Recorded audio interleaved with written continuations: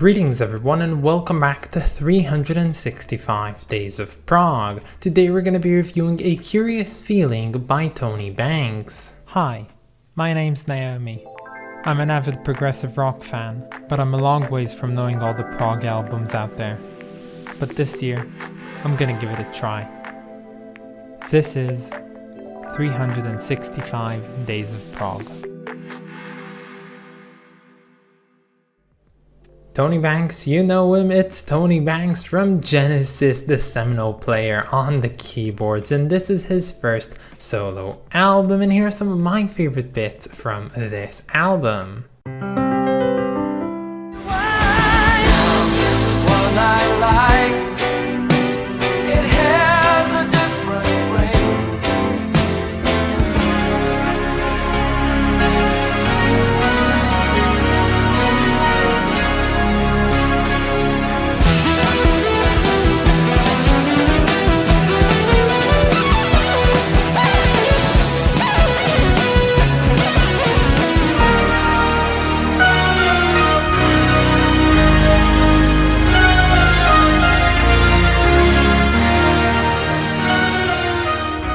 So it seems like lately the list has been ridden with coincidences all around, and this time it is no other case, because yesterday we reviewed in episode 285 the album The Geese and the Ghost by Anthony Phillips, and both that album and today's album have several similarities between them, and here are some to name a few. So both are debut albums, and both are also solo albums, and not only that, but they're solo albums which are the debut albums by individual members or ex-members of Genesis, as well as both albums coming out in the latter half of the 70s, and there are more similarities, but I'm not going to go through them all for the sake of the remainder of this review. But in any case, let's now start talking about the man behind this entire album, which is of course no other than Tony Banks. So Anthony George Banks was born on the 27th of March in 1950, and Banks' mother was a pianist herself, and dare I say it, his parents basically forced him to start learning the piano at the age of 8,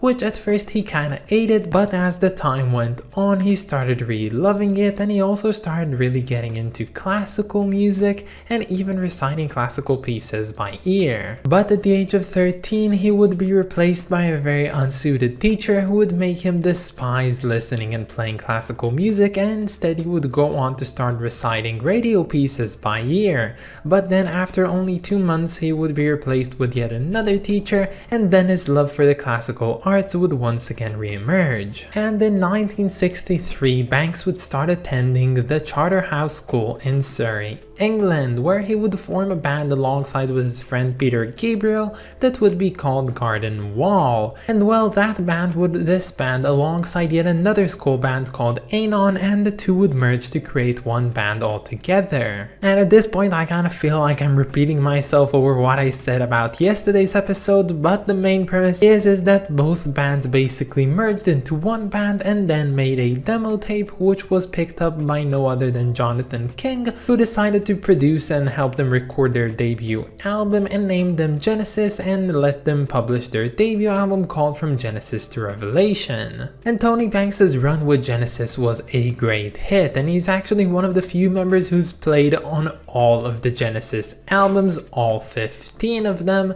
and even if you don't remember a lot of things from him, you might as well remember his classical opening, the seminal opening for the song from Selling England by the Pound called Firth of Fifth. Now jumping a bit ahead in time, it is now 1978 and Genesis has become a very popular band, and Peter Gabriel has already not been a part of it for 3 years while Phil Collins took the charge. And in 1978 the band released their 9th studio album called And Then There Was 3, which left a lot to be desired, so afterwards in 1979 the band went on a short hiatus. And in that time Banks finally decided to jumpstart his solo career, seeing as other members of Genesis were already doing the same thing, so he went on to create his debut album.